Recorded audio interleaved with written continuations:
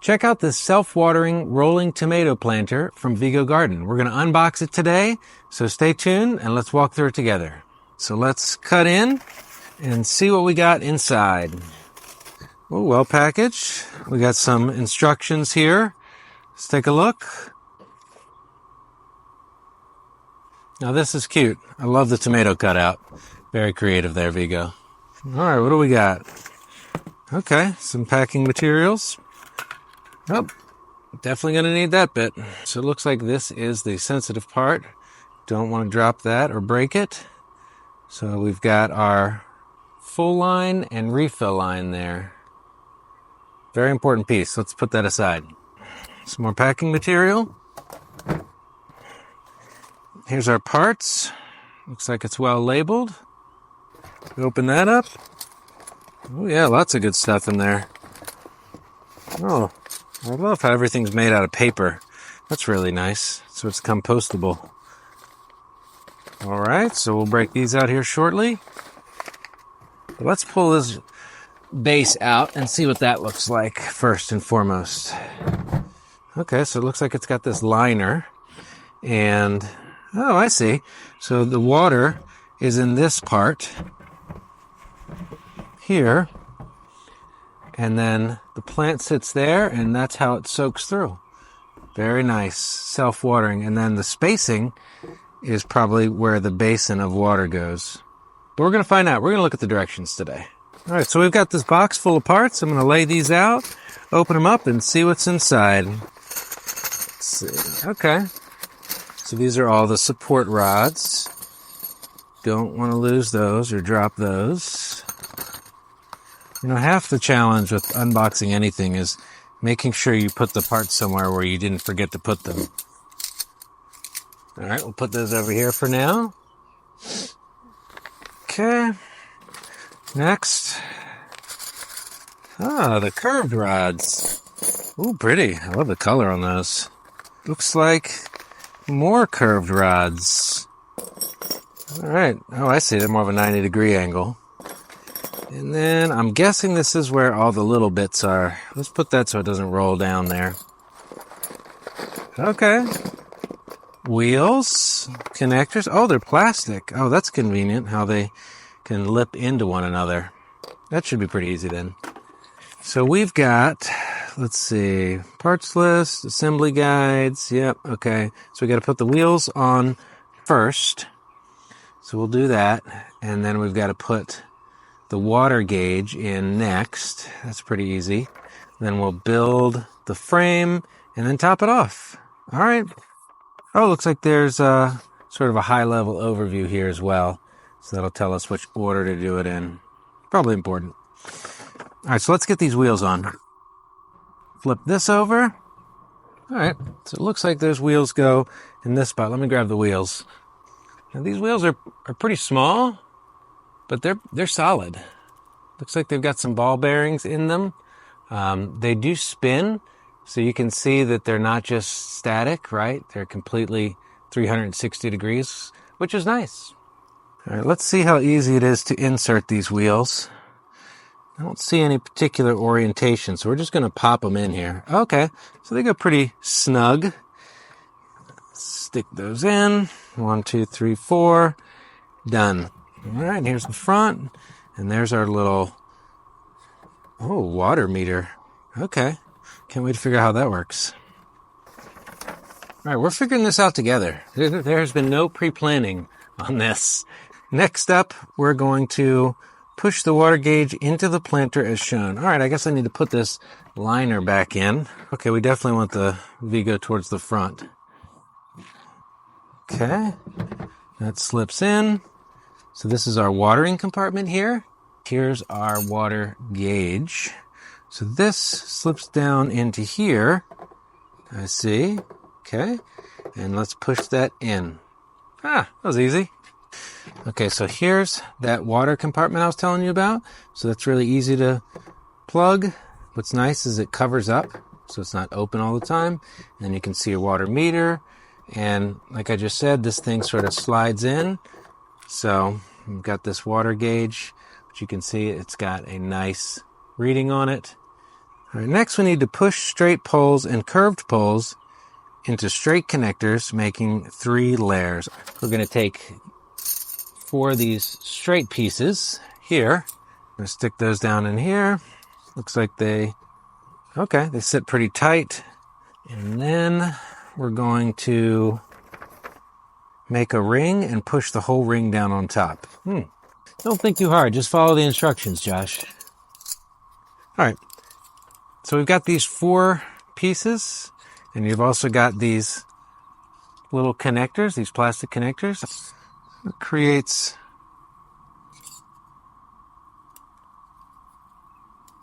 a nice wide ring. All right, this is going to take a minute. Let's fast forward, shall we? Y'all are in this with me, so you got to hang tight. So we've got this circular bit. We're going to stick this right on top. Oh, that lines up nicely. Push it down, make sure it's nice and firm. Easy peasy. I don't know why I say easy peasy. Who first came up with that? I don't know about you, but I love phrases and phrase history, so I'm going to be looking into that one later. All right, so next up, we need some more straight pieces. All right, so let's stick these in here. Oh, this is getting tall. And another circle. So I got my garden buddy over there, Ezzy. Hey, Ezzy, you want to say hi to the camera? Tell everybody hi. All right, back to work.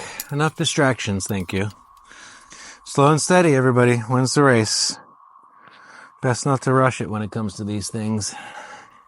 This is pretty solid. Ezzy, no growling. All right, so we've got 2 levels. 1 more level. All right, this thing is going to be tall and sturdy. What am I missing here? Ah, there it is. See, what did I tell you earlier? One thing you want to do is put it somewhere you don't lose it, okay? Last straight piece. Here we go. All right, we got 4 more connectors. See how fun this is? I love building stuff. I don't know about you all, but just using my hands, figuring out connectors. I mean, ever since a kid, I was connecting stuff together, pulling stuff apart, rebuilding it. You know, and I think that's why I like inventing things and coming up with DIY solutions a lot of times. All right, top piece here. Get those lined up, push them down. Last bit. We'll make sure everything's secure when we're done. Look, I'm in a tomato cage. All right, last piece. We're going to put the cover over this. We've got these pieces here. This is like the cornerstone, right? The top of the archway. Now that is solid. That is not going anywhere. Well, it's built. This is the self-watering rolling tomato planter pot with trellis. Quite a long name, but a beautiful piece of art, really. It's more like garden art is the way that I think of it. So we're going to fill it up. I'm going to teach you a few things about tomatoes while we fill this up, okay? We're going to fill this up with some soil and a few other things. So stand by. Are we still recording? First things first, let's put some soil in the bottom, okay? Now I've got this raised bed soil mix by Miracle Grow. It's 100% organic, which is nice. I only like organic stuff when possible. Okay, we're going to cut that open. Careful, remember, safety first. You don't want to cut yourself. Now, when I cut open bags of soil, I like to cut sort of a corner of it and not the whole top, right? Unless I'm putting it in a bucket. And that gives me a way to leverage the top corner so you can grab it like this. All right, so we're going to pour this in carefully. I probably should do it with some sort of shovel, but I just go for it, okay? Now, you don't want to fill the whole thing up because I'll show you in a second here a quick little trick. Okay, so we're only going to go about halfway. Then we're going to add some amendments. Okay, what are amendments? Amendments are things that make the soil better, okay? A few things that we're going to add to this raised bed soil, which would probably be okay, but I like to take it up to the next level. I've got a little bit of ash, a little bit of wood ash. This is going to add some additional minerals that tomatoes really like. Now remember, tomatoes are very hungry, okay? They need a lot of fertilizer. They need a lot of consideration in terms of minerals. They just take a lot, right? And we've actually got this yellow pear, which has been in its pot for a little too long. You can see by the roots there. We want to make sure that we give this soil everything it needs for this growing season. So we're going to add a little bit of wood ash, not too much, probably just, half a cup, just enough to give it some additional nutrients at the bottom. And I've got this tool that I made years ago from a broken rake and a piece of wood. And it's been like the best little hand tool ever. So I'm just going to mix it up, put that in there, sort of mix my ash in. Next up, I'm going to add some organic fertilizer. Now this is Jim's Purely Organic Fertilizer, and I got it here in South Carolina. I actually met Jim. He knows what he's doing. He showed me pictures of his tomatoes. They looked amazing. So this year, I'm trying them out in all my beds, and I'm going to try them in this planter. So we'll see. So far, the beds look amazing. So I'm assuming the planter is going to be the same.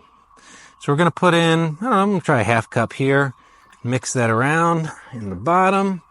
Now here's the part about tomatoes that's really important. Tomatoes like to be planted deeply so that their stems can form more roots. Now a lot of people know this. In a bed scenario, I might actually angle this tomato to give those roots a lot more surface area. But in this, we're just going to plant it really deeply. So to do that, I'm actually going to put this in now. I'm only halfway up on my soil.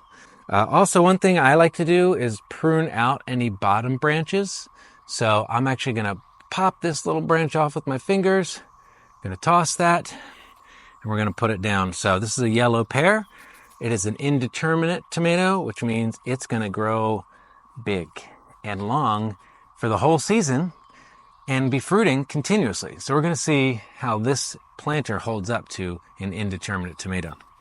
Okay, now whenever I pull a tomato out of a pot, I actually like to flip it upside down and just gently pull it this way. You don't ever want to pull it out by the stem because you might damage something. So you can see those are some pretty good looking roots there. And this one's actually grown out of the pot, surprisingly. So we're going to plant this very deeply, meaning about to the third of the way down. And that's just going to let this little top part poke up. It's actually going to look like a much smaller tomato plant than it is, but that's okay. Nobody's judging plants here. We're going to add some more soil on top. This bit gets a little bit tricky because you have to make sure that you're not damaging the plant as you add the soil. So just be very gentle and fill this up.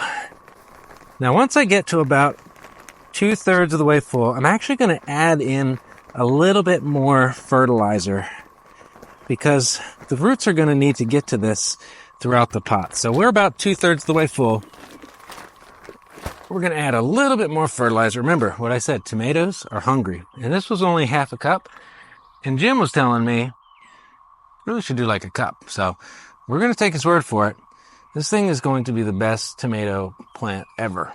We're going to mix that in very gently. All right, so let's top it off. We're going to leave room for one more piece at the very top. So just stay tuned. Okay, let's spread it around. All right, we still have a couple inches here. You could add some more fertilizer. Maybe just a light layer. Just a little coating. Let's top it off with a little bit more soil. Actually, you know what? Hold that thought. We are going to put a little surprise in here. You know, you could just put a tomato in a tomato planter, or you could put some companion plants with it as well. So we're actually going to add some basil. Let's go grab a basil plant, shall we?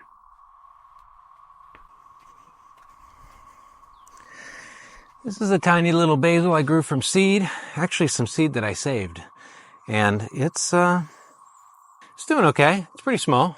But we're going to add it to the base of this and come out one corner. Let's add this basil. Going to do the same thing. Hold it upside down.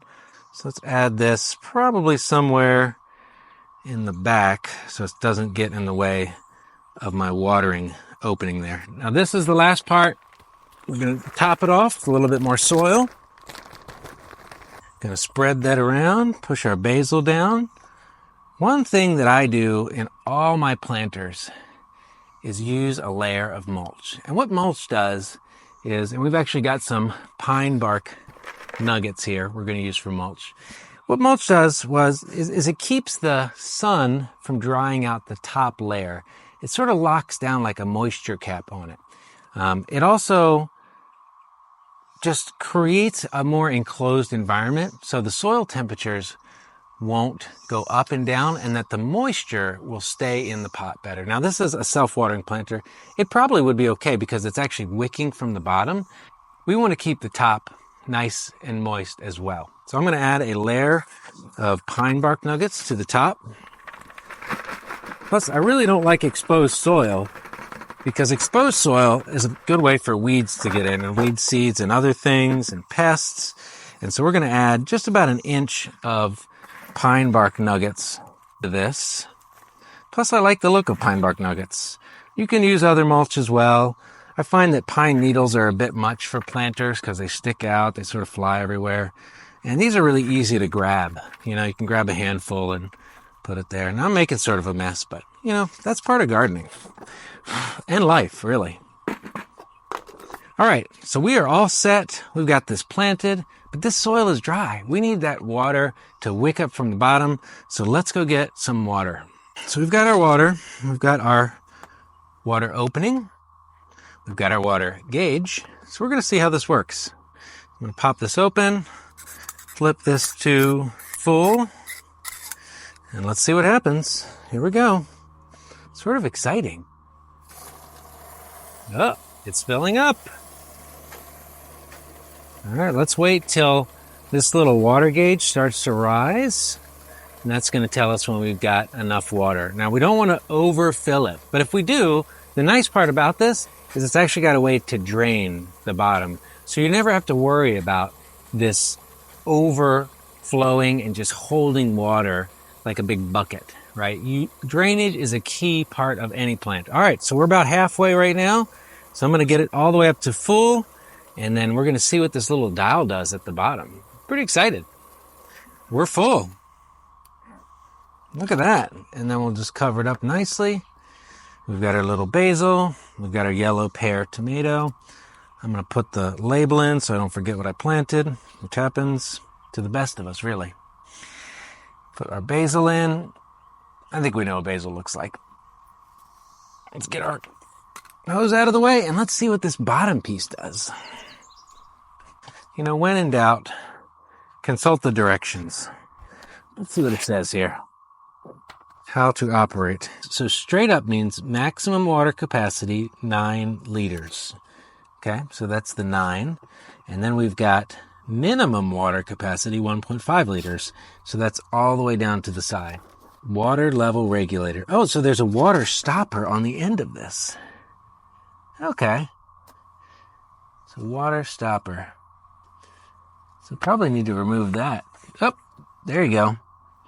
When rotating to the left or right, the 90, 60, 30, and 0 positions indicate the highest water level, 60%, 30%, and lowest water level.